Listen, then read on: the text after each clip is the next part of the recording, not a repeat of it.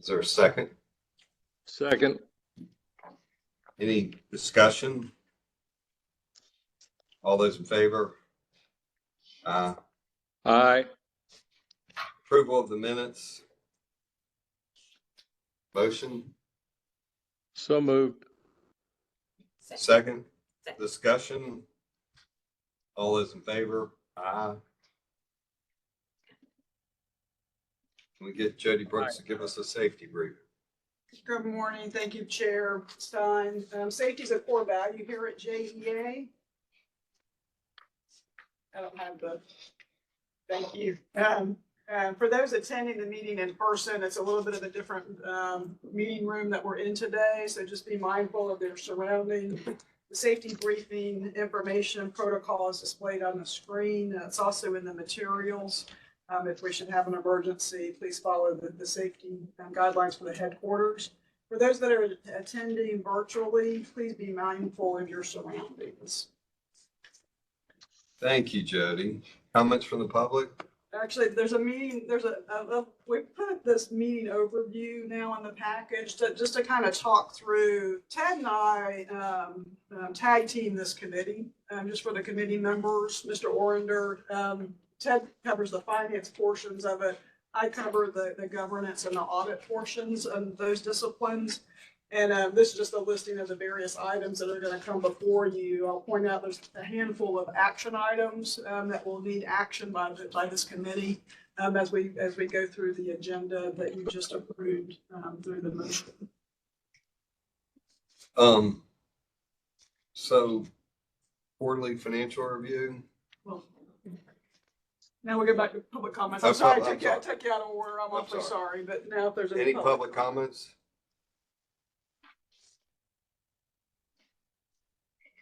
I just want to state before we start this meeting, we had 2 storms and our leadership and our people on the ground did a fantastic job. And I think it needs to be said loud and hard, but just of all the tension in our country, the people that work at JEA and the safety aspects of what they do and how they do it, is incredible. And it's the strength of our country is, the people that are out on the streets when we have in need. So I just think it's worthwhile making a quick comment. Thank y'all.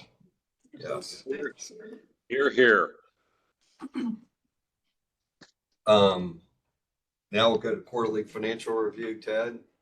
All right. Good morning. So we'll start so this is our quarterly financial review for the quarter ended September 30th. So in essence, this is really our annual review for our fiscal year. So this is the electric system. We've changed this a little bit from the last time we showed this to you.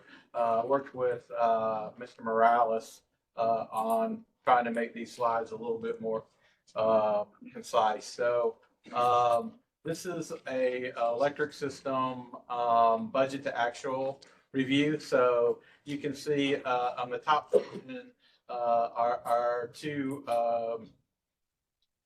segments of revenue. We were in both of those over. And so our total revenue for the year was over by about 4.5%. So this was mainly driven by a warmer than normal summer, and we'll get into that a little bit later in the presentation. And then the bottom portion of this is our expenses. So you can see in 2 of the 3 categories, we were under budget. Our O&M was under budget by about $6.7 million, and our other expenditures was slightly under budget by about $400,000. Our fuel and purchase power was higher than budgeted by about $7.2 million, and this again was because of more sales during the year and driven by the warmer summer. Stop you there. On the O&M, Vicki, the consultant we've hired will be on board when? think they've signed, they're working on the contract. It's The almost done. yeah, so we should have, we're hoping to have that contract, within the next day or so. And then we will get our kickoff and, whatever, we're ready for them. So whenever they're ready to bring their people in, our staff is ready to go. Is it worthwhile getting them going before Christmas, or can we get them started? Yeah, I think the plan is to get them Okay. started before Good. this calendar year. As soon as the contract is in, they're gonna start making data requests. Okay. Yeah, I think my expectation is sometime first part of November. And priorities are going to be capital and M, regulation. Okay.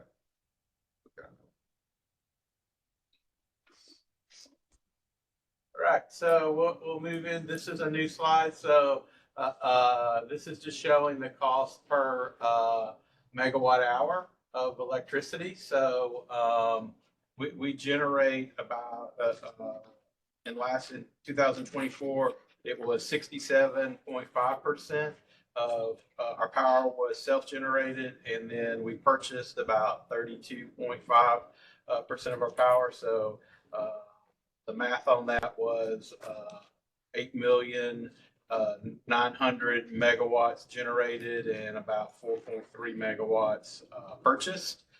This includes the 1.2 megawatts purchased from Vogel.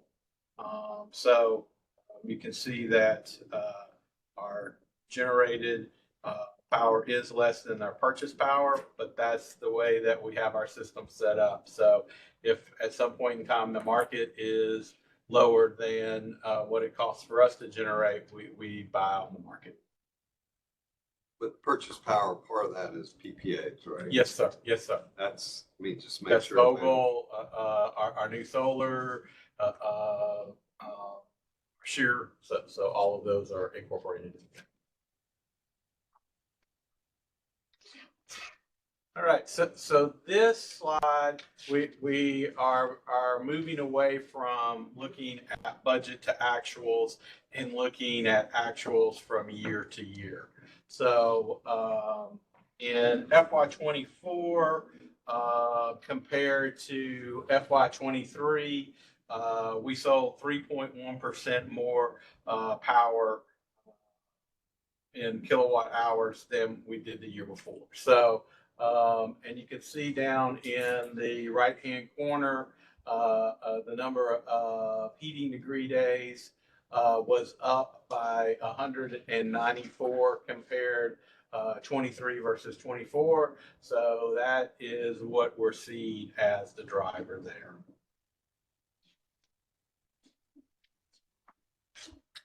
So on operating expenses, so this slide we're comparing our the breakout shows the purchase of power expenses. So even though we were slightly over budget on our purchase power, which we showed on a slide or two ago, that price was still lower than what it was the year before. So there was more power and a lower cost. So that's what's driving that 3.8% number. So we and remember that purchase power expense is passed on to our customers each month. So that's a good thing for our customers. So we got a lot going on this slide. So up in the top left-hand corner, you'll see the budgets to actuals. So in FY24, our budget for O&M was $3.15 million. Our actual was $3.8 million. So came in just a little bit under budget, but we did spend 98% of our budget. On capital, you can see that our budget was the $271 million. And our year-to-date spend was $263 million. So here again, very close to budget, right at 97%. So a very good job on managing our budgets there.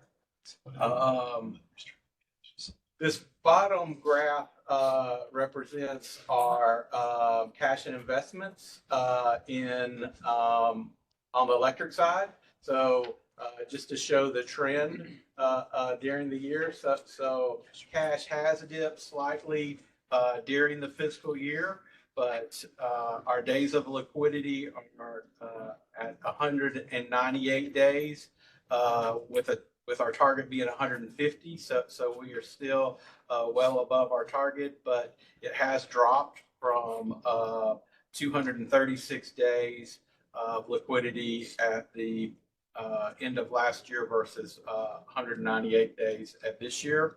And then as far as our cash, we also dropped about 36 days on days of cash. But this was our plan as we were coming into spending more capital on the electric system.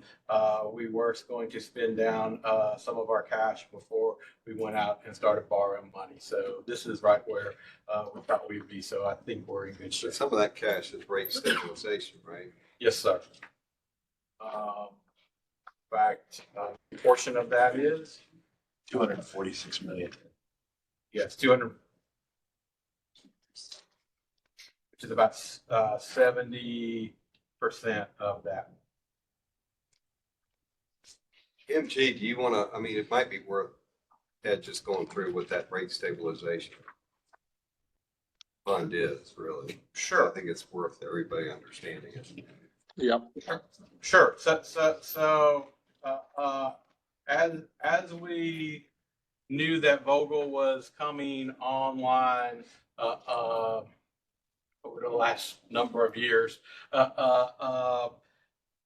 we started increasing our rates to start handling that additional cost we are getting from Plant Vogel. And so that we would not have to have rate shock as we took on that additional cost. So we have been building up this rate stabilization fund. We've got about $260 million in that fund now. And over the next several years, we will be spending down that rate stabilization fund in concert with rate increases, but that will help lower the amount of those increases.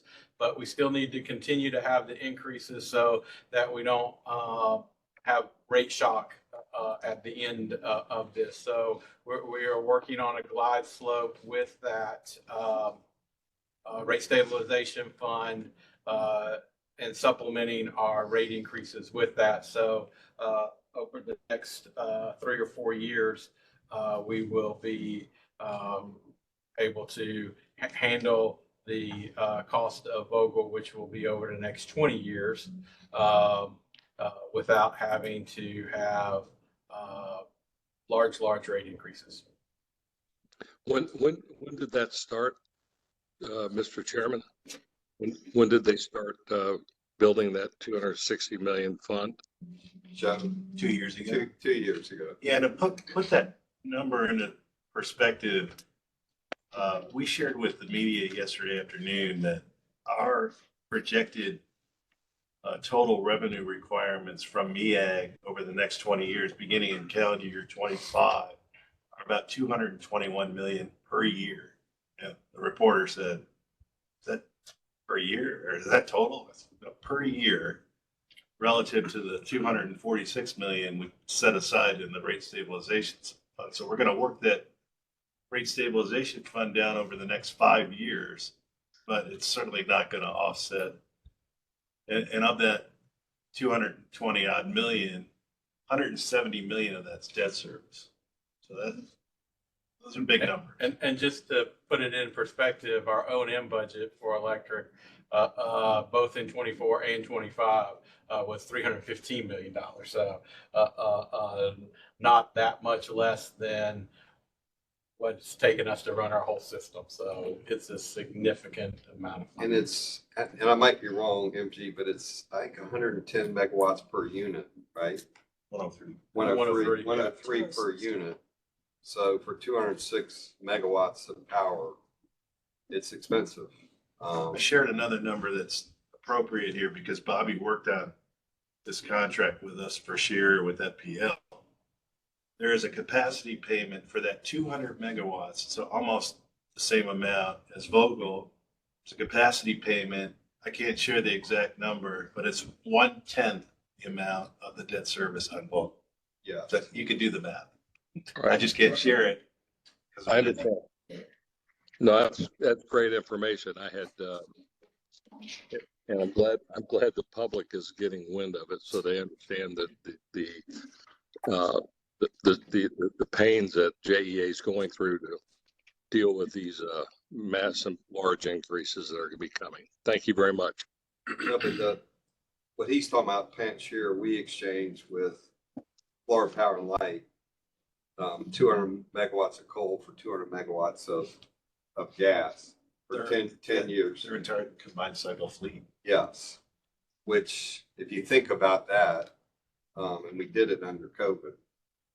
Thank God I had Joe at my side, but everybody said we couldn't do it, and we did it, and it's 1/10 the cost of Vogel. So that was a very good. It's a 20-year. It's 20 years, yes. That's a win. Yeah, so, if you look at a combination, we've got a good combination. We will have to replace some natural gas, and that will be coming forward. But if you look at what we've got in place, it's tough with Vogel, but it is clean power. Yes. Joe, Ted, back to you. All right. Any more questions on the electric system? Thank you. We'll move to water. So this slide is very similar to the first slide we started with, but this is on the water system. So you can see total revenues were just slightly more than budgeted, pretty much right on budget. You can see that water revenue was a bit higher than what we had budgeted, but that was offset by lower sewer revenues, and then our reclaimed water was down about $3.3 million or 2%. And here again, that was another weather-driven situation where we have more rain this year than we've had in a normal year, and we'll look at that a little bit later. So, But some of the surplus is not fair. yes, so we're going to get to that as well. So you can see our O&M, we were about 7% over. So the biggest driving factor on that was our salaries, and then we also had water. We did some changes in how we split some of the costs between electric and waters went up, and so that had effect on them as far as that goes. You see the next line, which is the budget adjustment. So we're having to do a budget amendment, and we didn't want to just lump that into the O&M. We wanted to pull that out so that you could see that, so it wouldn't look like O&M was the zero. And then our capital. So this is not our actual capital spend, but this is the money that we fund our capital projects with, our cash that we fund that with. So we were under on those appropriations, and two things were really driving that. The largest was our inventory. So we're working to change this, but traditionally, or over the last decade or so, all of the inventory purchases for both the electric system and the water system have been made out of the water fund. And then as items are taken out of inventory, they are charged to the appropriate system. So, but we have seen a very large increase in our inventory dollar value, especially on the electric side, because the largest portion of the inventory is electric. But in FY24, our inventory values increased by $40 million. This was driven by a couple of factors. One, higher costs of items, but two, having to hold more items in inventory because of longer lead times. So I'm sure all of you have the memories of when we were having conversations at every board meeting about where were we on our residential pad mounted transformers. So the good news is that we're not having to have those conversations every month, and we're not having to delay nearly as many projects because we have those transformers in our inventory. The flip side of that coin is that the cost of our inventory has gone up because those transformers cost more, and we're having to hold more in inventory because it takes us longer to get those. The lead time on those have increased from a few weeks to several months to over a year sometimes. So, so that's what's driving that. So there's not 53 extra $1 million to be had, but when you are just comparing it to your expenses and not your balance sheet, it looks that way. Ted, if I could add, again, this is from a revenue requirement standpoint. At year end, we were borrowed 120 million under the revolver. So this doesn't cover capital that's being financed with debt.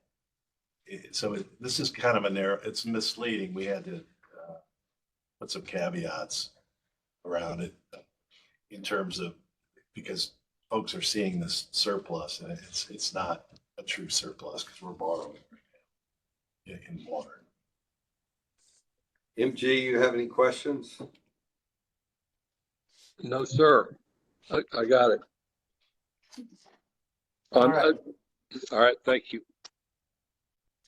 All right, we'll move on.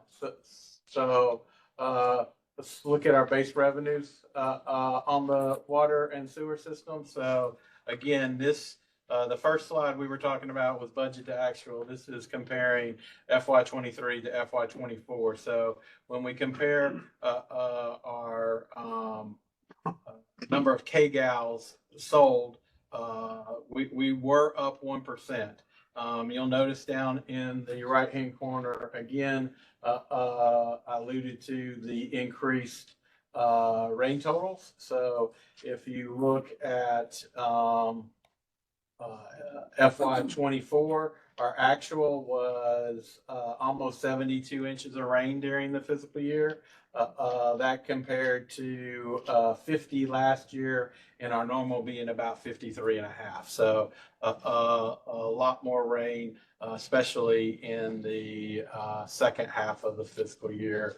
I believe some places recorded in September 10, 11 inches of rain in 1 or 2 days. So, but because we are growing our system, we have still seen additional KGAL sales.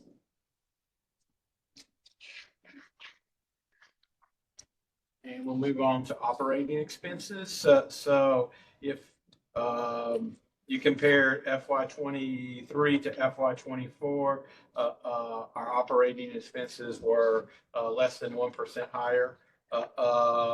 So when we talk about operating expenses, we're talking about maintenance and other operating expenses, depreciation, state and utility franchise taxes, and deferred revenues and costs. So compared FY23, that amount was about 458.5 million, and we were about 460 million in FY20. So Ted, once we finish these capital projects, will we be more efficient in the operating expenses? Like So Buckman and, yes, we will be more, but we are also adding additional plants to the system. And so those will come with additional cost as well. So there'll be personnel that needs to run those plants, and then additional O&M costs for chemicals, power, all of that to keep those plants up and running. So should our cost for sludge come significantly down? sludge should come down, but like Greenland will be a whole new plant with a whole new staff. The H2O will be a new plant, which will have a new staff, and so just some of those, they'll be offset by other things that will be increasing. Have we looked at what normalized operating expenses will be once these things are open? Yes, we've been working on that, and we have that in our 3-year business plan. Okay. Those additional costs. Okay. Kwanzaa or Joe or MG, any questions? No, sir. Thank you. All right, so this is the same slide we had on electric. So in the upper left-hand corner is our O&M. So you can see that as we talked about earlier, the O&M budget was 7% over for the year. Capital, we came in just under our budget on capital. So the budget was 514 million. We came in at 491 million, which was 90%. And then on cash, we've got a little bit of a different story here to tell than we had on electric. But as you'll remember, as Joe spoke about, we were continued to use the revolver, but we were using the revolver heavily in the end of FY23 going into FY24. We spent down our cash using the revolver. And then as you remember, back in January, we did our first new money deal on the water side in 10 plus years. And that's what brought that cash back up to the levels that it shows here in February. And then we continue to have the higher cash. So days of cash is at 55 days, and days of liquidity is 140 days at the end of FY24. So, and then here's our report card. So, so for the upper half of this is for electric, and the lower half is water. So we met our target on liquidity for both electric and water. Our debt service coverage is very healthy on both our systems. Our debt to asset ratio is healthy on both our systems. So our fixed charge coverage, we just missed it. So the little devil in me popped up and said, hey, 1.57 rounds to 1.6. But we have been sharing with you this with 2 decimal places all year. So thought we would come clean and put it in at 1.57. Our target was 1.6. But this is really built off of a metric that Moody uses for a rating, which is actually 1.5. So we are still above the 1.5 metric that they would use. And then I'm happy to be able to present that our weighted average yield on investments is above the target. So For several months, we have been lagging on that.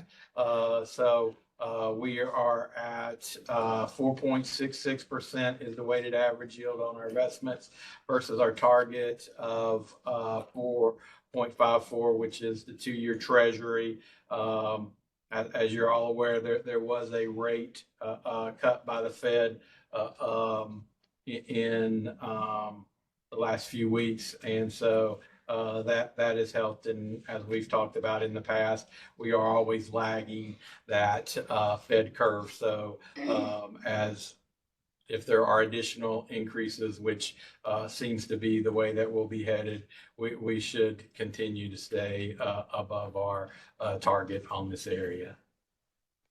And with that, that's all I have. Well, I've got one Yes, comment. sir. And, you know, the refinancing on the water, Vicky, Ted, Joe, the whole team, incredible job. I mean, I think we hit a great rate and pulled some financeable debt together to save some money. So, Vicky, I mean, the comments that have come back is, you know, stabilization and management, the ability to move things forward. I just want to thank the whole team for what was done and the work that was put into it. I think anybody that was involved in that, raise your hand. Raise your hand, guys. Victor, raise your hand. I think And I know AJ and his team are probably online. I know AJ's on the call. It's a team sport, but they carried the biggest burden on that, and just so proud of them and the great work they did. Ted, Randall Barnes isn't here to be acknowledged, but Yes. this is the first deal that AJ ran for Randall, and AJ did a hell of a job. So kudos to AJ. I'd say Ted always has unfair advantages, whether it's his football team, the Kansas City Chiefs, finance team. Yeah, he looks kind of like Coach Reed, but We're on the same diet. I can't grow that great bushy mustache he has, but no, I just want to make sure that, yeah, well, thank you. the team did a fantastic job. Yeah. So with that, Julie, you're up. All right, thank you. I'm gonna let Ted. So yeah, I'm gonna give a quick introduction. I know you're probably sick of already hearing me talk, so I'm not, just a couple of comments, and then I'm gonna turn this over to Julie and Jordan to give you the details. But we have been talking with the Navy about intergovernmental support agreement, which is commonly referred to as an ICSA. So about 10 years ago, the federal government started allowing federal entities to enter into these ICSA agreements for a number of different services. And what the benefit to them is that they don't have to go through their complicated federal procurement process. And so today we're going to talk to you about an ICSA with the Navy. And really what we're talking about today is getting an agreement so that we can work on an agreement more than anything else. There is no financial implications in this right now. And as we work through this, we will come back to this committee and to the board with things when we are committing ourselves financially. So just a little bit of my history. So having spent a number of years at another utility in Huntsville, Alabama, we were able to work with the Army, not the Navy, but the Army at Redstone Arsenal to do one of these ICSA agreements. It takes a while. They don't happen overnight, but I can tell you we were about a year into that agreement when I left 3 years ago. The Army was very pleased with they felt like they were getting a higher level of service than they were from the contractors that they'd used in the past. And Huntsville Utilities was very happy with the additional revenues that they were receiving from that. And I know that we were able to defer at least one electric rate increase because we offset it with the additional margin we were making off of the ICSA agreement there. So I don't think ours will be quite that large.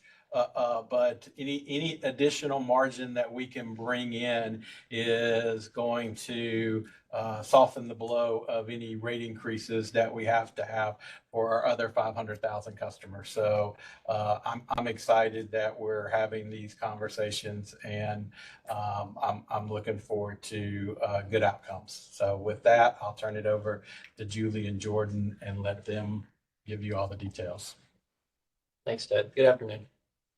In late 2022, Naval Station Mayport and Naval Air Station Jacksonville reached out to JEA to talk about a potential partnership relative to the operations and maintenance of certain utility facilities at each of those installations.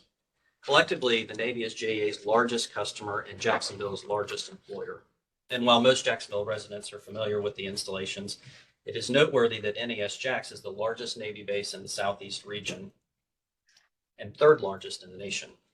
And Naval Station Mayport has become the third largest fleet concentration area in the United States, and its operational composition is unique in that it has a basin capable of accommodating 34 ships and an 8,000-foot runway capable of handling any aircraft in the Department of Defense inventory.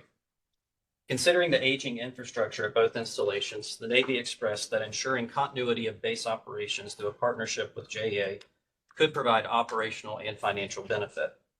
Further, there are broader Department of Defense initiatives relative to sustainability and resilience where JEA and the Navy may be able to partner. Through these discussions, and as Ted has already introduced, the Navy introduced JEA to the idea of an intergovernmental support agreement, informally known as an ICSA. An ICSA is an agreement between a military installation and a state or local government to provide, receive, or share installation support services that the local partner currently performs, and in this case, electric and water utility services. This is accomplished through task orders as part of the agreement as funding is appropriated. As you can see on the slide, ICSAs can span a broad range of services with the goal of achieving mutual benefit to the installation and the local or state partner. This slide summarizes the growing utilization of ICSAs across many states and military installations, including 4 active in the state of Florida. And like their football team, the Army has the best record among ICSAs. Any questions, Mr. Chairman? That was just for you. No pandering there, General. The board chair. Can I get off the floor now? I retract my comment. It's on record. The chairman just gave you a bonus. So while the growing use of ICSAs is encouraging, it doesn't guarantee success. So as part of our due diligence, JEA spoke with 5 municipal utilities that have ICSA agreements with a military installation for utility services. Through this engagement with our public utility peers, JEA noted benefits and challenges associated with ICSAs that Julie's going to talk more about. Thank you, Jordan. Each peer we spoke with indicated that they were happy with the ICSA and that their partner was as well, but most indicated that it took quite a bit of effort to get to a mutually beneficial place and that their success is based on an intentional, collaborative, ongoing effort. We heard a consistent message that the installations benefited from a higher quality of utility service at a lower cost. And the utilities had a new source of revenue while serving the installations more efficiently. Some even increased jobs to serve the partnership, and others were able to leverage DoD grants for projects. And then more broadly, communities benefited by keeping jobs local and the improved coordination between the utility and installations. Through our peer discussions, we also identified some challenges. We believe we can leverage the lessons learned, as well as some of our own lessons learned from past subcontractor experiences, to mitigate the risk to reach a mutually beneficial partnership. The majority of the challenges listed here reference difficulties in process, approvals, and administrating the contract, which is to be expected at the beginning of an agreement. So this will take time for us to get right, but we have confidence that we can resolve it. The last item listed is the utility system condition. Our peers worked with installations that had various contractors, subcontractors, or their own staff completing utility operations and maintenance before the IGSA agreements went into place, with the work being completed not typically up to utility standards. And this is why committing to a condition assessment for both installations will be critical to the success of the agreement. Specifically to the Navy and JEA, there are several opportunities that can be anticipated. There could be efficiencies and cost savings realized, improvements to utility assets, assistance in meeting clean energy goals, and/or assistance with emergency response. JEA will be able to partner more effectively with our largest customer while recovering the cost to serve plus an administrative fee. Longer term, we can see JEA reaping the same benefits our peers reported, like additional revenue, more jobs, or the ability to leverage federal funds. There will be 2 agreements, one for each installation, not quite identical, but very similar. The agreements list potential services JEA could perform for time and materials plus the admin fee. It terminates automatically after 10 years. However, JEA and the Navy will review the agreement annually to ensure it is still mutually beneficial.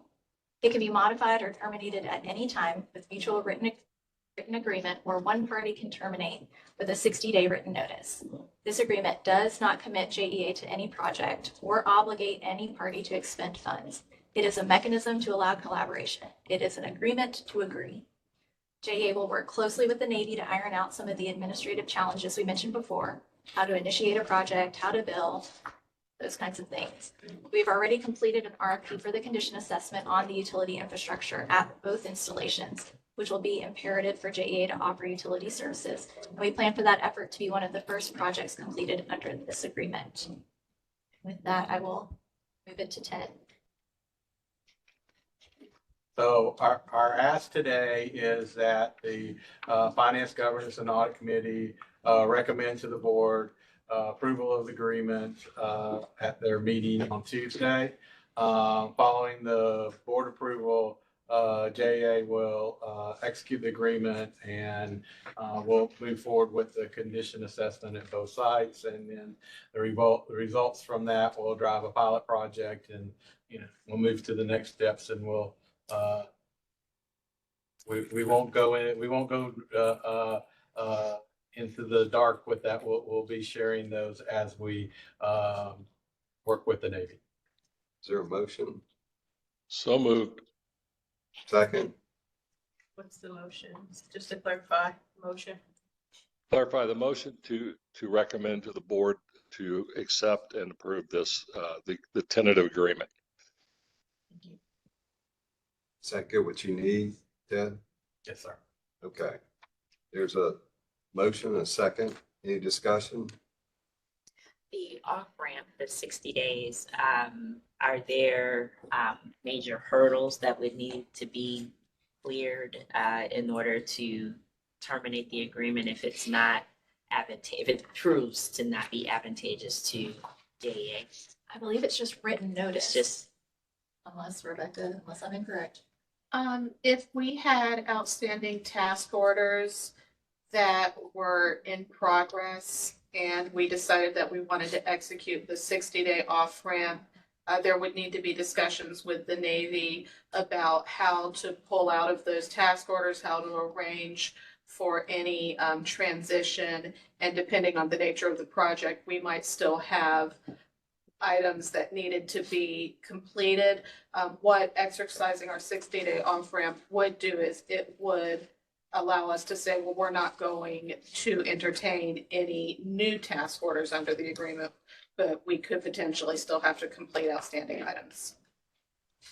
And just as clarification, a task order could be as small as there was a traffic accident and someone knocked over a utility pole, and we need you to go put that utility pole back up, right?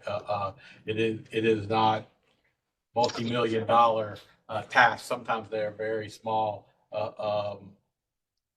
easy to manage tasks. So Thank you. Joe, General, do you have other than the fact that I've been on the floor, I'm trying to get. Yeah, just a couple comments. This is a great initiative. I think just looking at the challenges, some things as JEA goes into this process is the chain of command. And this can cause confusion. You're gonna have Navy Southeast Region, which is the overall, from a funding point of view and authorities, they're the overall one. Then you've got the bases themselves. And then within the bases, you've got the Naval Command, which, so the guys on the operational side, which they have a vote because they rate the folks who are on the administrative logistics sustainment side. But those folks on the administrative logistics side, they're plugged straight into Navy Southeast Region. So it gets sort of convoluted on who's in charge of who and the funding streams too. So that's going to be very important understanding where those come from, because that's where a lot of confusion comes. The second thing is this privatization thing. The military's been doing this for a while. And you saw the Army's really good at it.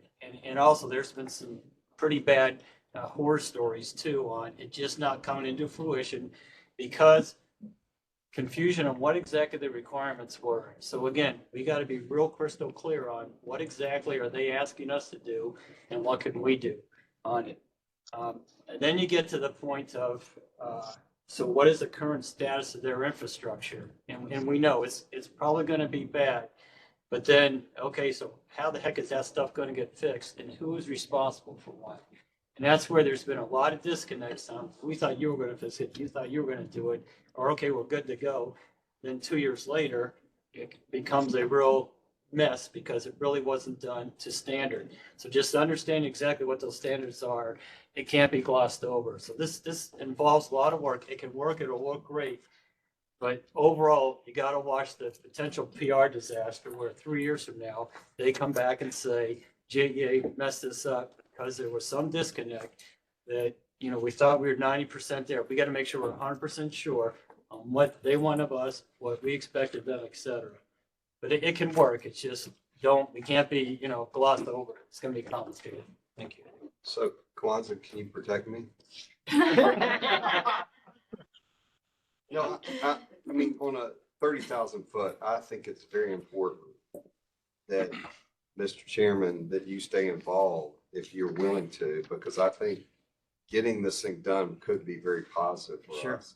And I think the other thing both you and Vicky should look at is making sure, I think NAS Jax is in a very good shape. Mayport, as you know, we tried hard to get nuclear there. It should have been there, but making sure that we are doing everything. We talk about bringing jobs to Jacksonville. I'm all about how do we save jobs in Jacksonville. So I think it'd be worth you and Vicky thinking through how do we make sure our delegation and make sure the Navy is thoughtful about what they have there and how do we keep and grow that asset.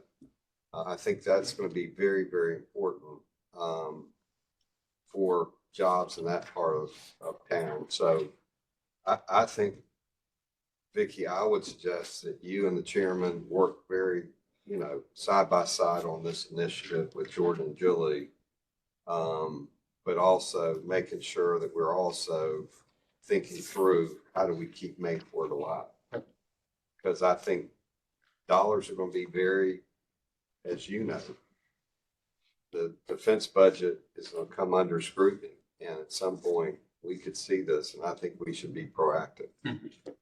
So with that said, any more discussion?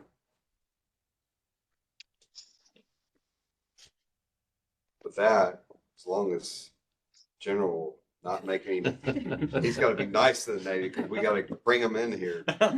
But with that, all those in favor? Aye. Aye. Aye. The motion passes. You're stuck with me a little longer. I'm sorry. I'm liking it. I just want you to make sure when you make comments, don't give the General an easy layup. No more football. Don't hand him a softball. All right. The JEA charter requires the board to approve rules and procedures governing matters related to the management of JEA's real property interest and to review such rules and procedures once every 2 years. The board has set forth those rules in the Real Estate Procurement Directive, which was last reviewed and approved by the board in August of 2023. JEA staff, along with OGC, have reviewed the directive over the last few months, and today we are recommending updates that are reflected in the red line version in your package beginning on page 100.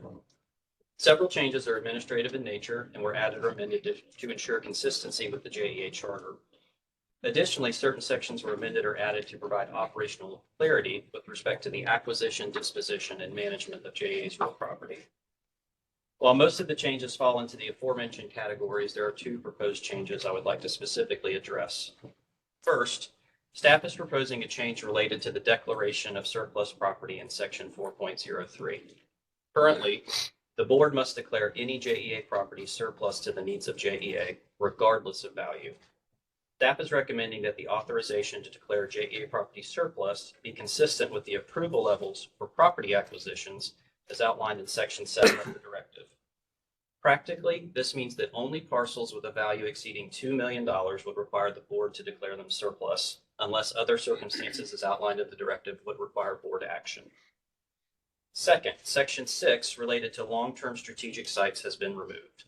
While the aim of this section was to provide operational flexibility, staff believes the engagement of the JEA board, along with the consistent board meeting cadence, does not warrant this element of the current directive.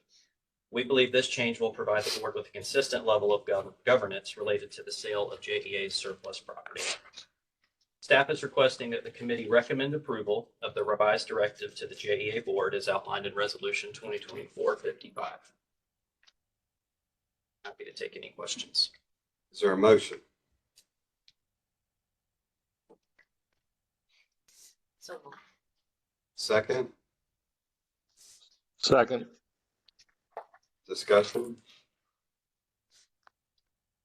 I mean, the only comment I make is, one of the big surplus properties is the old JEA building. Yes, sir. And I think it's going to take, a lot of capital to make that work. So I think in your process to think through that, Yes, sir. we should be realistic. I mean, for downtown, so I think we got to look at the grid we got downtown. If we can light that grid up, it might be, starting out with a very aggressive plan to get the right developer that would work on that. I don't know what you think, MG, and I don't know what Kwanzaa or the general think, but I think thinking through, and you might have some thoughts there. I have a draft of how we believe that process should go that I'd be happy to share. Yeah, I'd like to see that, and then I could think about it and give my opinion. Sure. So I approve it, but I do think that's something that we've got to be, I mean, this thing could be sitting there for 10 years. It costs us, what does it cost us to keep that thing? In the fiscal year, summer of 23 to 24, we spent just over $1 million to maintain that building. Yeah. So I just think we got to be cognizant of, is it important to Jacksonville, number one? Number two, are we better off finding the right developer and getting it off our hands? So I think, Jordan, coming back to this group or another group, kind of walking through or do a workshop on that specific situation. I mean, I don't know what others think. MG, what are your thoughts? I actually at this time have 2 different groups that are actively looking for properties that sound like that I'm not affiliated with. I have no financial stake with them. It's just guys that I know from outside of town who started coming into Jacksonville and buying properties that might be very interested, but I don't know enough about it to speak to them. That's why I'd like to see the workup that was done and understand what's even there. I don't think I was ever in that building, so and I will not I won't mention anything to them until I see that and the board approves, or is thinking about actually selling it, then I'll introduce them to the right person at JEA. Well, I think we should have a quick, add it to, go ahead, Vicky. I was gonna say, the board already has surplus to the property, so we're already on the. Yeah, but I think we should have some type of presentation of what, because I think this is a Jacksonville asset and we got to be smart. Yeah. And we got to understand what the thought is. And because I think if we're not aggressive, this thing could be sitting there for a long, long time. Agree. But we have been focused on that and getting a plan together to be able to share with the board. So thanks for those comments and Mr. Orender, if you'd like to go for a tour of the building, we can arrange that too, just for you to actually put your eyes on it. But I heard what it's going to cost to renovate that building. It's close to $100 million plus. So, yes. Well, Bobby, to your point earlier, I think it sounds like the decision is somewhat made. It was tagged as surplus, but once a decision is made of first of all, you said earlier, we have to be realistic.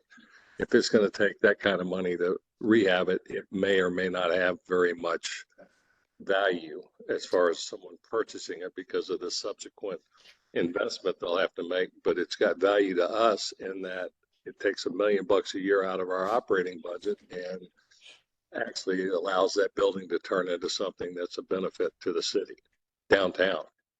Can I make a clarification? So when the board declared the former headquarters surplus, the resolution required that any sale come back to the board for approval regardless of the value. I know you're talking about something a little different, which is the process and making sure we have that right. I just wanted to make that clarification. I understood that. Okay. What I'm saying is I think you've got some smart real estate people involved in this board. And I think we got to be realistic. It might take the city and JA to come up with dollars or some thoughts on how we're going to do that. And I've just seen too many times we feel we can do something, but being aggressive to get it going from an economic development standpoint. So with that, we have a motion. All those in favor? All right. Okay. So we've got Riverfront Plaza cost participation agreement. Yes, sir. Thank you. The City of Jacksonville and the Downtown Investment Authority are currently redeveloping the former Jacksonville landing site, now known as Riverfront Plaza. In coordination on the redevelopment plan and in seeking to acquire easements for existing JA infrastructure at the site, the DIA determined that a portion of JA's electric duct bank would conflict with a future development pad and requested JEA relocate the duct bank. Renderings of the redevelopment plan and JA infrastructure are on pages 135 and 136 of the meeting materials. JA designed the requested relocation at an estimated cost of $3.7 million. DIA requested that JA share the cost of the relocation 50-50 or an estimated amount of $1.85 million. If cost overruns occur, they would be shared between the parties at 50% each, subject to lawfully appropriated funds. The proposed cost share agreement has been provided on page 112. As part of the agreement, JA will receive easements in advance of project commencement for the remaining electric infrastructure and a 54-inch sewer main that has occupied a portion of the site since the mid-1970s. Staff requests that the committee consider the cost share request set forth in the proposed cost participation agreement as outlined in Resolution 2024-57. And we have a representative from DIA here, Dr. Barola, if you have any questions from the DIA's perspective. Well, let's get a motion and we can discuss. Is there a motion? Okay, second. Second. Okay, discussion. I mean, I have some thoughts, but I want to make sure everybody. To me, cost overruns for us to be involved. I have no problem in the number, but us having responsibility on something we have no control over. The risk thing, yeah. Huh? Well said, Bob. I'm just, the risk, I'm not, So maybe I'm not aware of what the risk is, but it just sort of, back of my mind, I'm just thinking, what's the risk in this? So it will be a JEA managed project. and the cost overruns would be 50/50. We've looked at this estimate a number of times and believe we have provided, we've been very conservative. I will say that. Obviously, things happen, but we do believe this remains a good estimate for the proposed work. But there is always a risk of a cost overrun for unknown conditions. Swanson? So on the other side of that, though, benefit, what's the benefit of this? Sure. The DIA does have a development pad there, and I believe there's a benefit in that we would be contributing to the development of that parcel. Further, we do need to acquire these easements for the remaining infrastructure, which is part of this. To somebody, maybe some of the comments earlier, it is JEA's, it is ratepayer money going towards this project, but I do believe there are other benefits that go along with it. MG? Such as, well, I was going to say, such as, what are the other benefits that go along with this? I'm sorry, I should have said that better. The benefits I previously mentioned. So we're contributing to downtown development. We receive easements for existing infrastructure at the site, which I think is good to protect those, considering that there has been other development plans discussed, at least in concept, at the former landing site, both east and west of the Main Street Bridge. So I feel like protecting those assets is important as that process moves along. Well, I do have more comfort knowing that the JEA, our team, is in charge of the construction, which lessens my concern somewhat. But still, when you're required to pay chip in additionally, makes me uneasy. Not to say I can't live with it, but it does make it easier knowing that the JEA team is in charge. So this utility infrastructure that we could be doing is necessary for what's going on the ground from whatever development's taking place, right? Or is it posturing for to be named later development at the landing site? Yes, sir. I'm going to look for a head nod, but it is not in conflict with the existing project that is taking place right now. It is preparing a development pad that the DIA has at the northeast corner of that landing site for a future building. At one point, there was a large skyscraper proposed there. This is that same sort of area. So we are in advance of development on that particular parcel. We get any benefit if that pad is sold? Do we get any contribution back? No, not as structured, no, sir.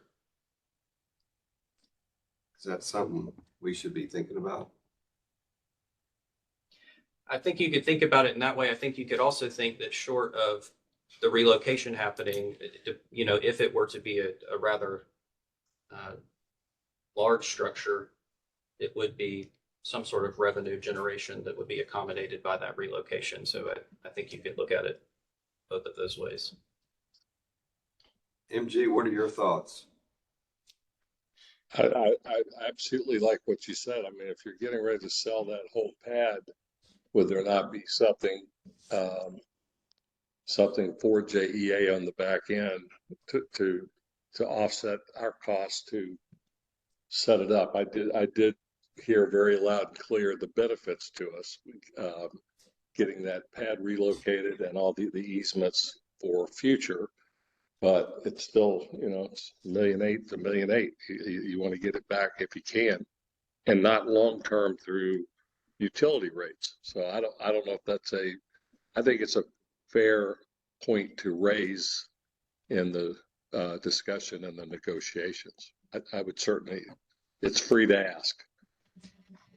I would also like to note that I don't think the mechanism for that pad has been determined. So there's, I believe, also a pathway where the city retains ownership and leases that pad. So I don't want there to be an assumption that there would be a sale of that pad where the city didn't have control. There's a number of things that could happen relative to the redevelopment of that particular portion of the site. Jordan, to clarify, how long ago was this discussed? This came up about 4 years ago when the former landing was being demoed, and we were doing some utility work at the site, and we're trying to finalize some of these easement locations. So we've discussed this for a number of years now. So your recommendation, Vicky, is to go ahead with what's been proposed? I think we've made a verbal commitment in the past. That's correct.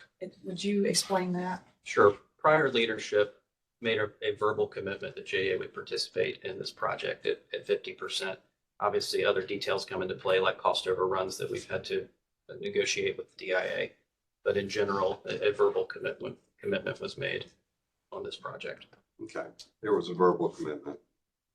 I Well- didn't honor the commitment. That's right. Yeah, I didn't realize that, or I would. I didn't either. That's critical. Yeah, Yeah. thank you, Yeah. Vicky, for that clarification. Yeah. All those in favor? Aye. Aye. Thank you. No, Jordan, great job. Julie, great job. Thank y'all. We're gonna do some musical chairs. No. It's a little tight there, so. My motor's still on. So. Okay. They got one.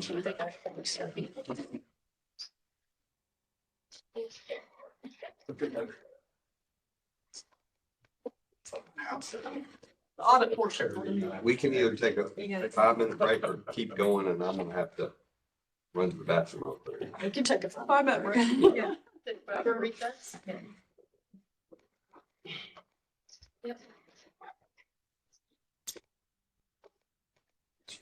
How's it going today? How are you? Good. You want to break? We're still straight. I'm gonna mute.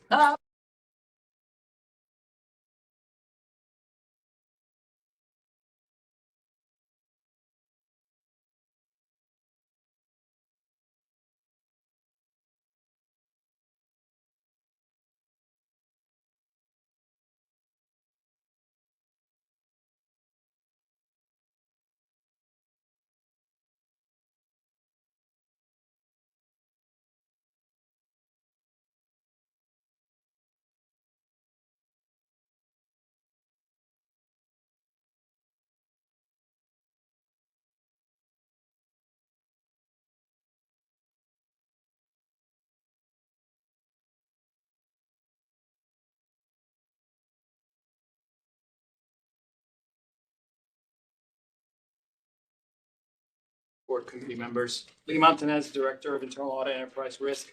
Today, collaborating with me with the presentation, we have Julie Moore. She's remote, and Rashid Britton. They're both project managers for internal audit. They'll be collaborating. I don't have the clicker. Perfect.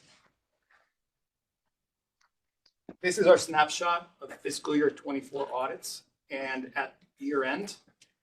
So the internal audit team completed 16 audits or consulting engagements, fiscal year 24. We have 6 or 5 that are in process, and one of them just completed the other day. We have 1 audit that was canceled and 6 of them that were carried forward to fiscal year 25. Those highlighted on the left-hand side, I'll be discussing in seconds. On the next slide. So in the past quarter, we issued 3 reports, receivables and collections. We rated it as needs improvement. The key observation was that we were lacking a service level agreement for customer kiosk payment processing, data storage, and retention. We issued a report for Jacksonville Small and Emerging Business, which was an outstanding report. The key observation on that report being outstanding was just the lack of evidence in Oracle of a manager review of a customer or a supplier setup information. Finally, we issued a report around technology project governance. Rating is satisfactory. We noted that the PMO governance document lacked the parameters and guidelines for identifying which projects go through the PMO. open and closed action plans. Currently, we have 27 open action plans. These action plans are on track, and we follow up with the business every quarter to get updates on these action plans. Year to date, we closed 18 action plans, and I want to highlight 2 of them that we closed recently. One has to do with the facilities contract review, where we reviewed the maintenance for our facilities, and we noted that the action plan was to update the contract language to provide clarity on maintenance requirements and invoices. The other action plan had to do with CMAR, and the business, the water wastewater management business, developed a process for reviewing vendor invoices and making sure there is supporting documentation. Now in a minute, I'm going to pass it over to Julie Moore, and she's going to talk to us about our external quality assurance. Julie. Good afternoon. In the last couple of committee meetings, we have talked about an external peer review being done for the internal audit function. We're happy to report that this has been completed and we received a generally conforms rating. I know that doesn't sound great, but it beats the alternative of partially conforms or not conforms. So we got the highest rating that is possible. The evaluators noted some positive practices, such as including management input into our annual risk assessment process, and they liked the good reporting of the audit plan status and progress to the Finance, Governance, and Audit Committee. Of course, with every review, the identified opportunities for improvement. We've already begun the process of starting to establish action plans for how we will incorporate them into our processes. One of which is to implement the new IIA standards, and that brings up the next slide on the standards. The Institute of Internal Auditors has revised their global standards in 2024. They go into effect January 2025. We will be working to ensure our procedures and processes are in alignment with the standards over the next year. The first step in this process is to update our internal audit charter. So look for this to be brought before the committee during the first quarter of 2025 for your review and approval. With that, I will pass it back to Lee. Wait a second, Lee. I just want to thank you. I know you're dealing with some family issues and the dedication you had to be here today. Our prayers are with you, but thank you for your dedication to JEA. Thank you. Thanks, Julie. Thank you, Julie. Moving on, I wanted to present the internal audit strategy. Our strategy covers 3 areas of focus. One is to improve the audit function here at JEA. How we're going to do that? We're going to implement the recommendations from the quality assurance review that Julie just discussed.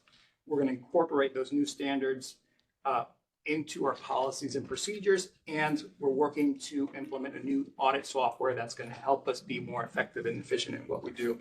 The next area of focus is to support the professional development of our staff. So we make sure that our staff is trained and has the opportunities to get their CPEs so they can maintain certifications or to be, up to date on the audit profession. Last one is to develop, promote, and support this risk management culture. And with that, I just wanted to bring in the next slide. So enterprise risk management in the past year during reorgs was moved to another area. It just came back to internal audit in July. And with that, we identified the need of revamping the program, enterprise risk management program. So this is a roadmap on how we get there. We're at step 1. We believe it's going to take us 12 to 18 months to implement this framework, this roadmap, in order to make sure that the enterprise risk management program that we present to you and to management is of value to all of you. So we're going to go through this at this moment. We're identifying applicable frameworks that we could use. We're meeting with other LPPC members to make sure what they're using, what they're doing, and trying to bring in some of that information and how that can help us. So with that, and quarterly updates will be presented to the committee. With that, and before I pass it over to Rashid to talk about the fiscal year 25 review, I just want to make sure if anyone had any questions. I do. First line, second line, third line. Enterprise risk management. Is that fall at second line, is it? That's a great question. So being in audit, does that create conflict or? just There are or- many or- audit shops and including LPP shops that do have a second line of defense, second line of Mhm. risk management. With the proper safeguards and position, we can run enterprise risk management and audit. Organizational wise, they report to me, but they're separate functions. So internal audit function is separate, enterprise risk management is separate. Different personnel, they're not the same personnel running both areas of the business. It's common that sometimes directors of audit have certain second line of defense, responsibilities. Can be enterprise risk management. I've seen businesses that have some compliance functions to it, which is a second line also. So it's common with the safeguards in place. Where was it before? Where had it moved to? It moved, it was with us. We had it for over You 20 had it- years. 20 years. And then It moved to strategy. Like, I don't like that. I Okay. would say this is to reinstitute and recreate the enterprise risk management group that we need. Okay, okay. Thank I you for I believe, clarification. Ms. Humphrey, that we got the right safeguards in place to not For it have to the be- conflict between audit, even though they're in the reporting line, they are separate personnel that will be handling the risk portion. But they both fall under my group too, so if we have any concerns or if anything starts happening that we think there's gonna be some kind of conflict, we'll acknowledge it and take care of it, so. Thank you. MG, do you have any questions? No, sir, I'm good. So thank you. And with that, I'll pass it to Rashid so he can discuss the fiscal year 25 audit plan. Thank you, Lee. As Lee noted,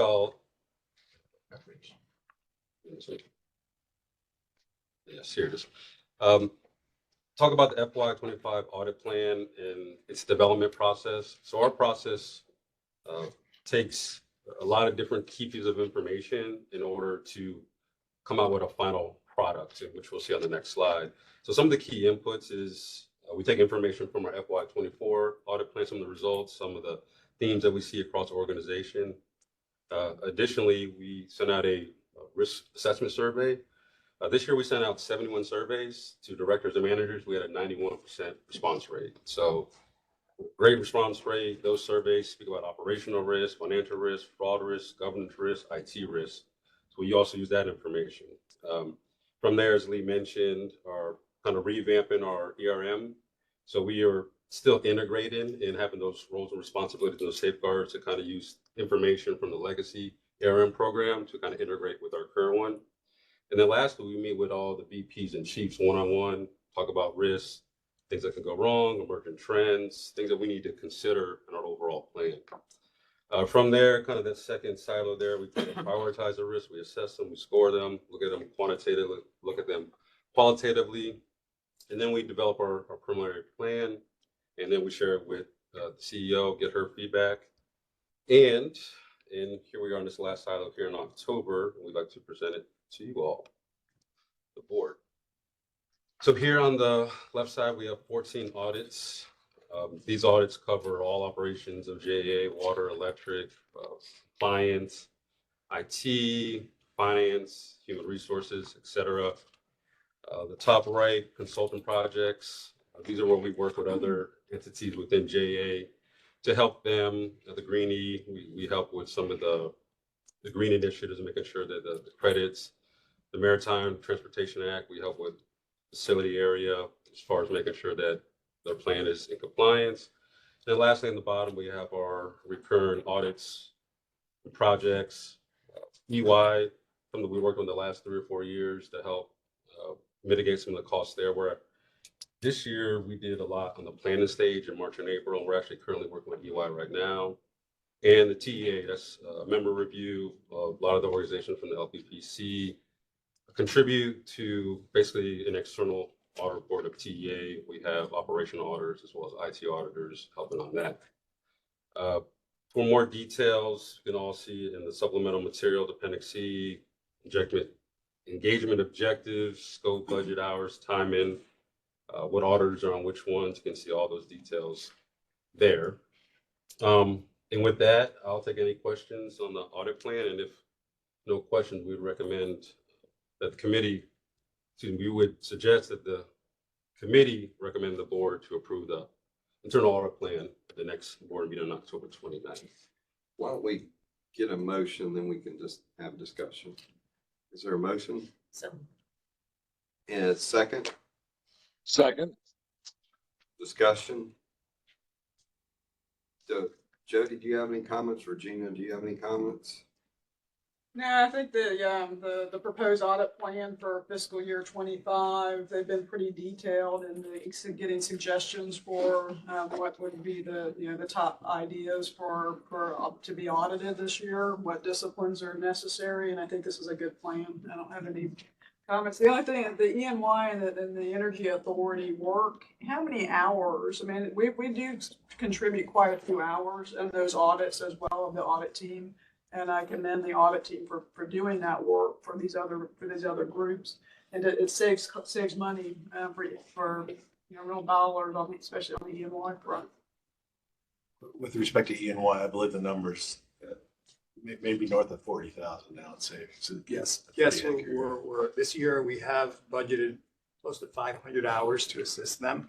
On the Energy Authority, we provide around 250 hours of support for their audits. Yeah, and the UI hours that went up every year, so 200 to 300 to 500. So Tim, you enjoy that relationship with them. Finance. I'd also add that I sit on the Finance and Audit Committee at the Energy Authority, and I do attend the annual audit workshop that Santee Cooper hosts. Lee's voice is very strong, and the other members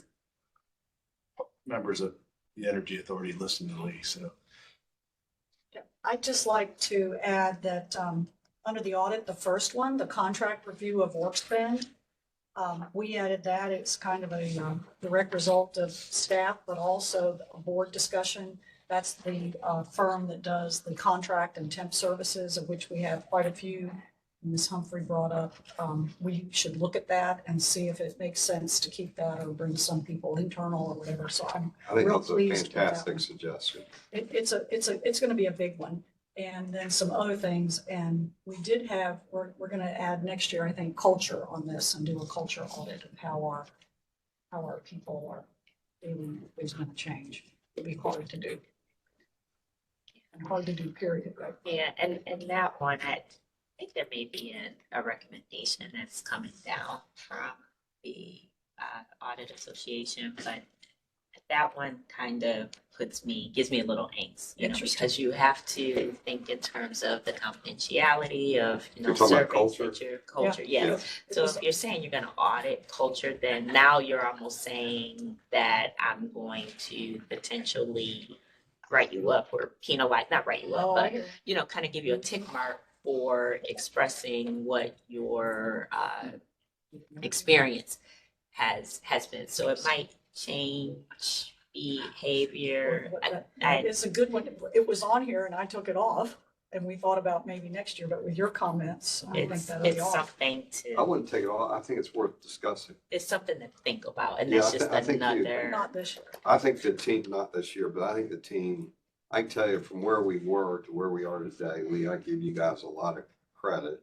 I had a quick call with John, our EY, and he was very positive. So we've come a long way, guys, and I want to compliment the team for putting this back in the right place and work and efforts that have been done. So, but on the culture piece, I think it's worth discussing.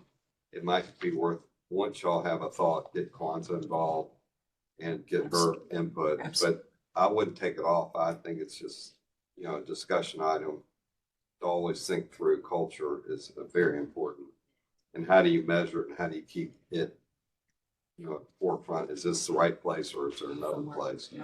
But I think Kwanzaa, you could add some value if you'd be willing to at the right time. So Chair, can I add something? So Yeah.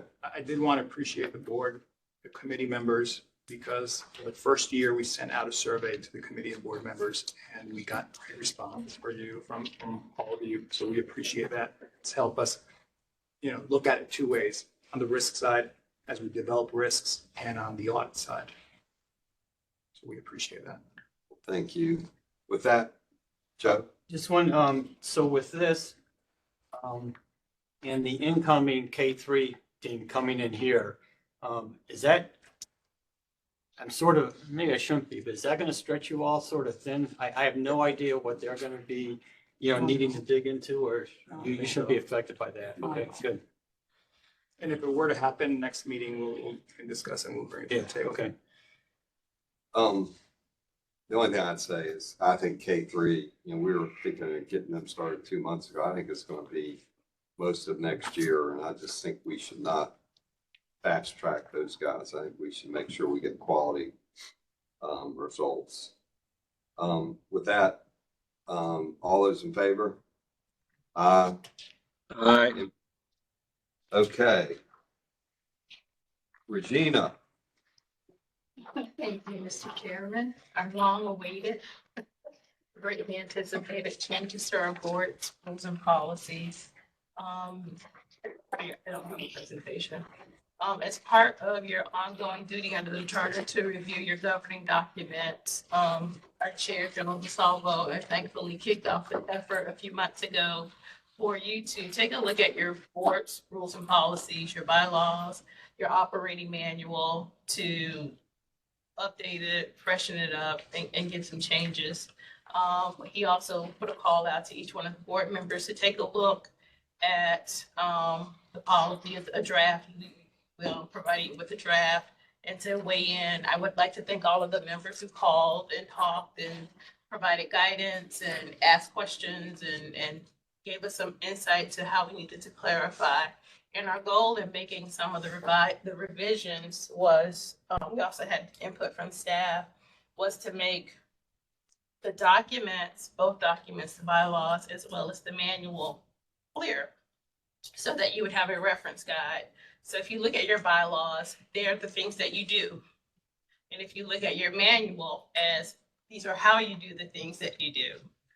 That puts a clear guidance on it. So your manual, although your bylaws tells you you can do these things, these are things that you do. These are responsibilities of the board.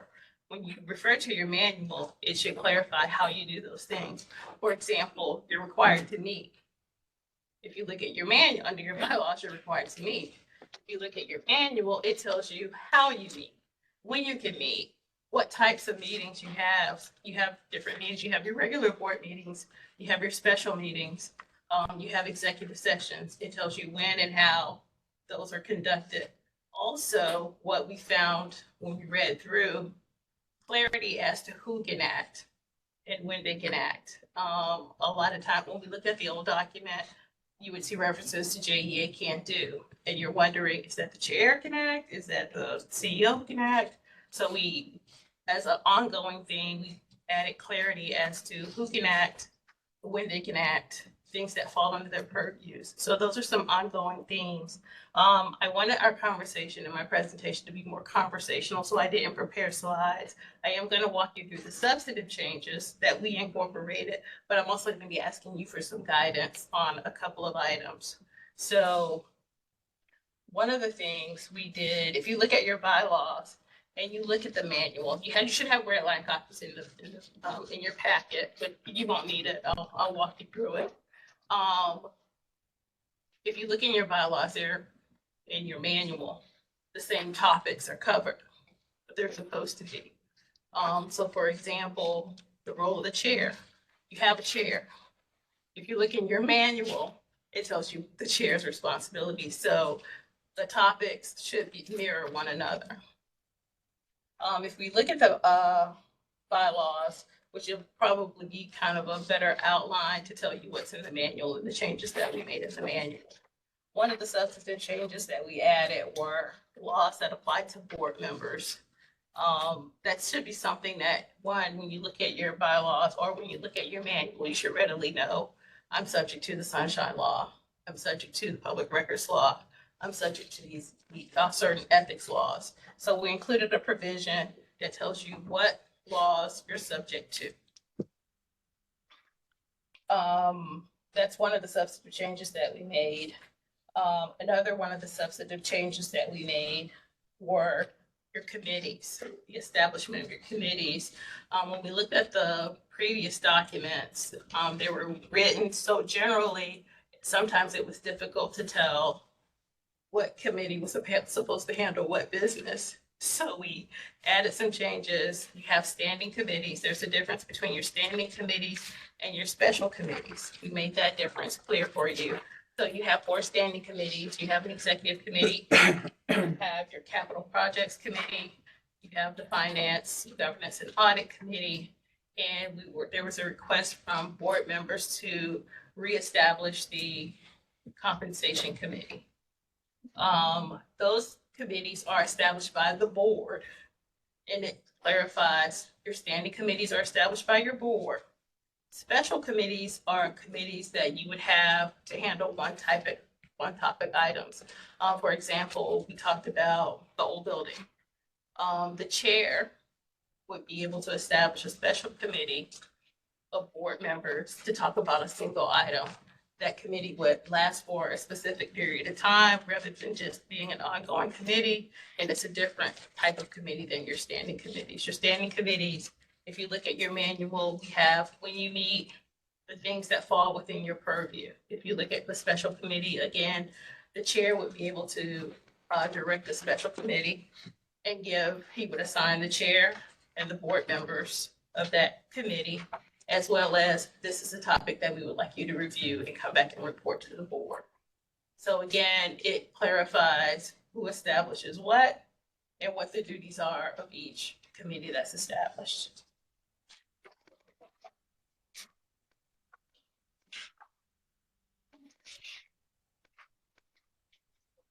Also, another change that we've added are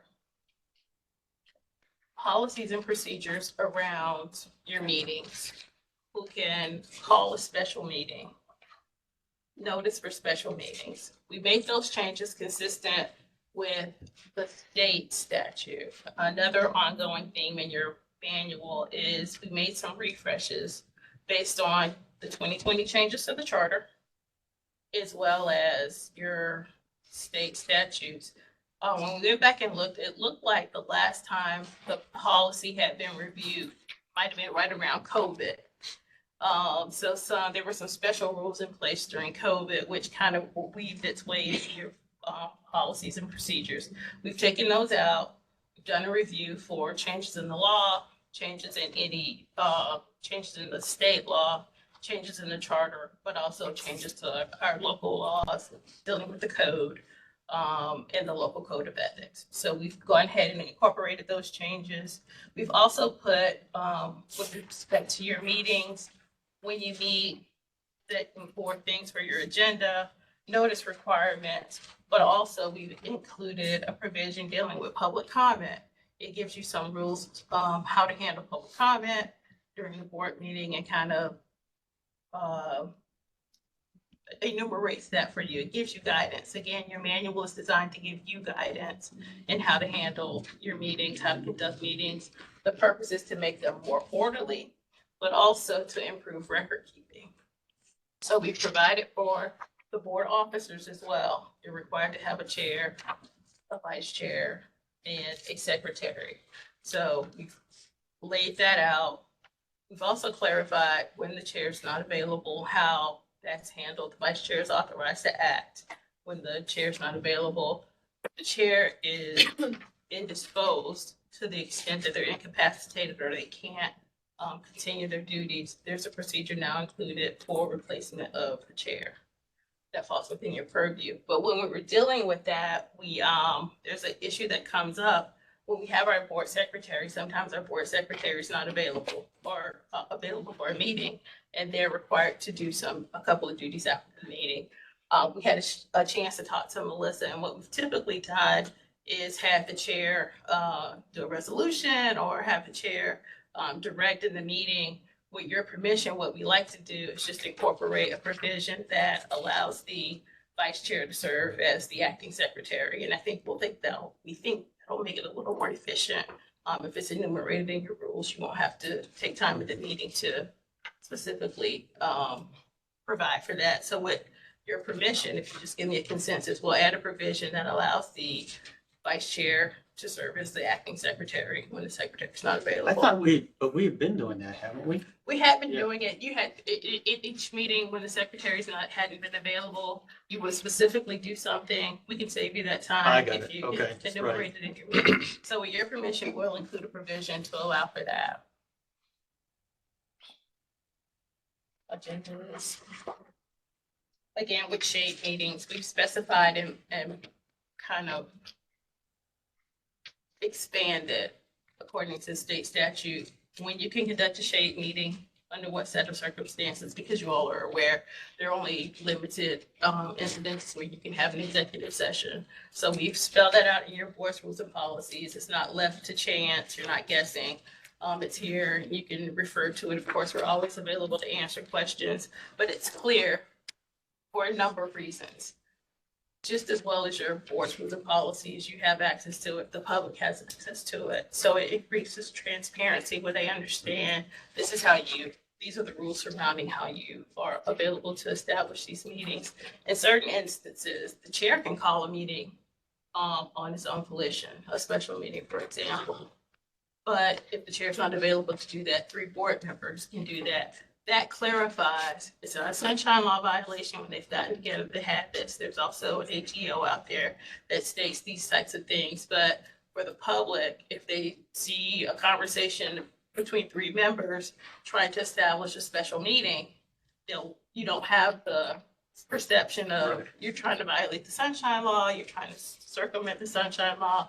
Your board's rules and policies provide for it, and it's consistent with state law.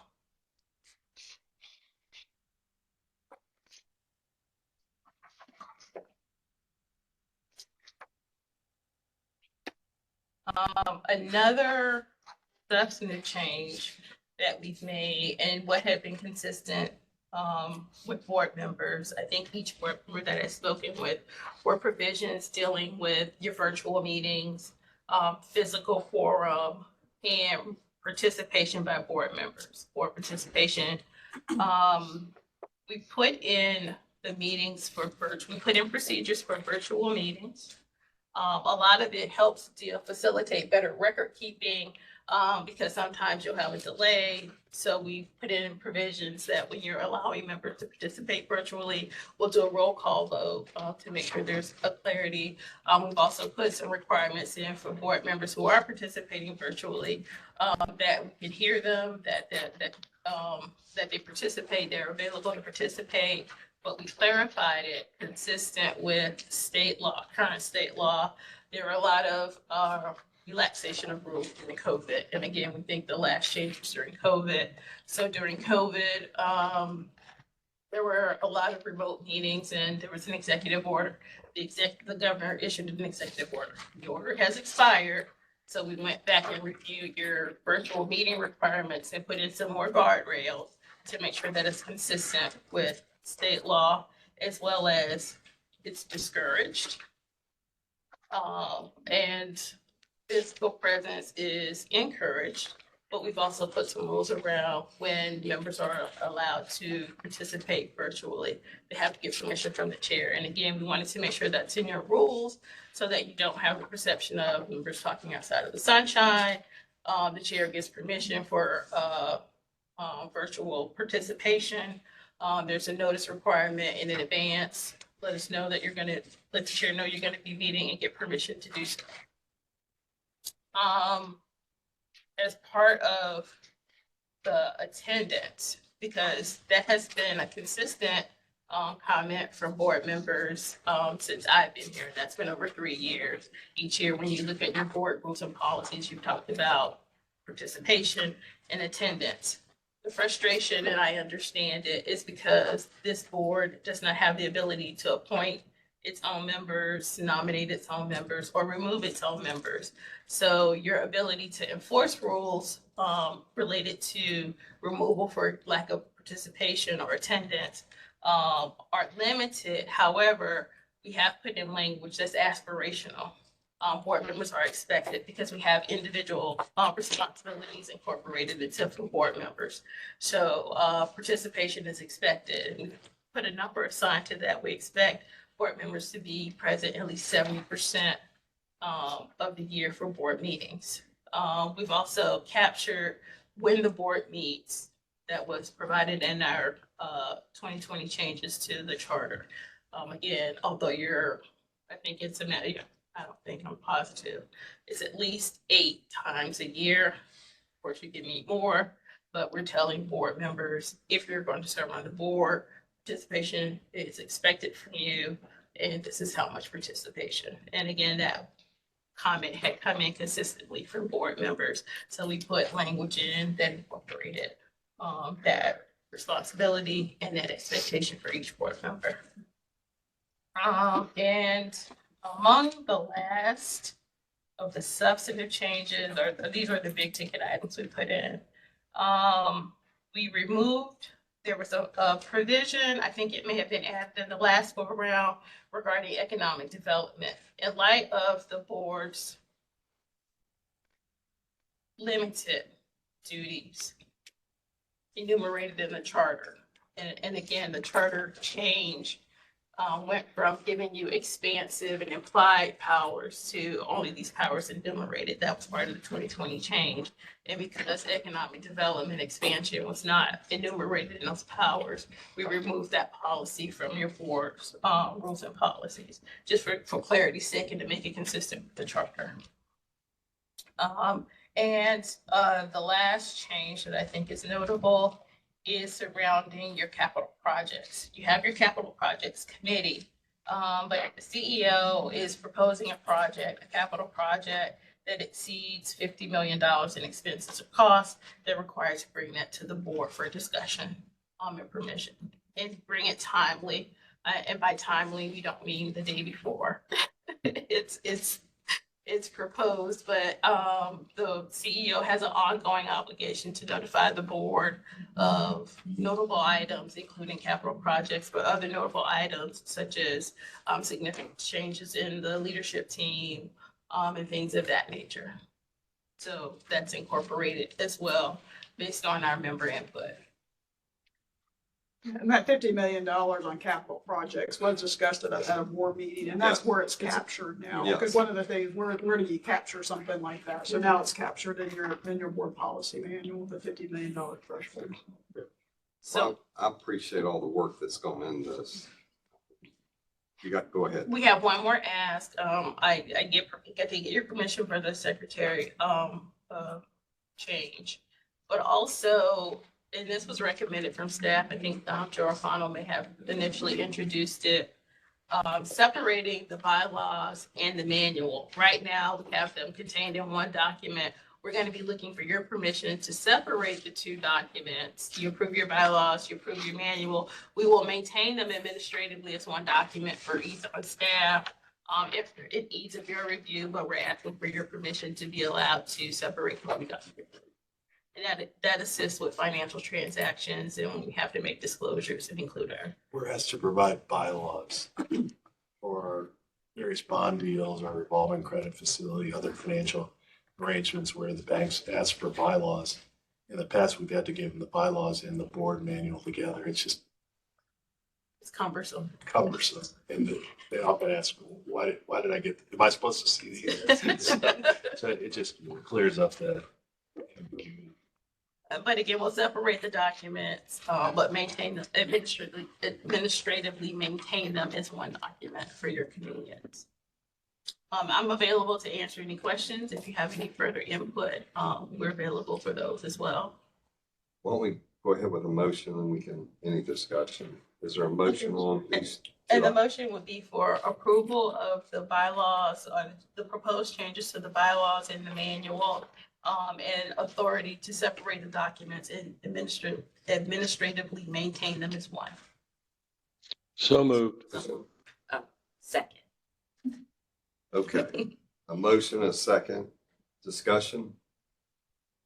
I just say that's a lot of work's gone into it, and I appreciate Jody, Regina. I I know John Baker spent a lot of time on this. And I just want to thank everybody for the work that, Right, and if I could acknowledge Christine Valier and Brad Boltice worked very heavily on this with us. But they did a lot of editing. would y'all stand all up, of the please? editing. Yeah. And these are the two of you. And the general too. You did a lot Yeah. of work on the Now and back. So we'd like to thank you for your heavy lift on it. Well, thank you for your leadership. With that, all those in favor? Aye. MG? Aye. Okay, now Jody. All right, since you just passed the JEA board policy manual, in the manual, you'll see that you do a self-assessment every week. Two shakers again. And there's criteria, evaluation criteria that's in the board package at A2. And it's, so